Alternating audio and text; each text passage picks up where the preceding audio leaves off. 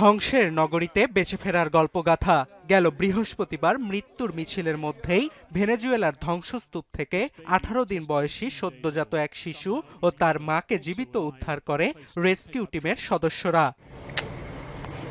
ধ্বংসস্তূপে মৃত্যুর সঙ্গে আলিঙ্গন করলেও সৌভাগ্যবশত বেঁচে ফেরা মা ডায়ানা ও তার শিশু সন্তান জুয়ান বর্তমানে ভর্তি আছেন কারাকাসের একটি হাসপাতালে। সেখানে বিবিসির সঙ্গে ধ্বংসস্তূপে টিকে থাকার রুদ্ধশ্বাস বর্ণনা দেন ডায়ানা। জানান সন্তানকে জীবিত রাখার তাগিদেই বেঁচেছিলেন তিনি। Mientras él estuviera vivo, él fue mi motor para yo estar despierta y alerta a todo. Mientras él estuviera vivo. ভূমিকম্পের সময় ভেনেজুয়েলার উপকূলীয় অঞ্চল লা গুয়াইরার একটি বহুতল অ্যাপার্টমেন্টে ঘরের কাজ করছিলেন ডায়ানা। হঠাৎ ভূমিকম্প টের পেয়ে সন্তানকে কোলে নেন তিনি। মুহূর্তেই বিল্ডিং ভেঙে নিচে তলিয়ে যান ডায়ানা ও তার সন্তান। এদিকে স্ত্রী ও সন্তানের ফিরে আসাকে পুনর্জন্ম বলে উল্লেখ করেছেন বাবা Gerson. Al verlo a él yo sentí que volvían a nacer. Al ver mi hijo yo sentí.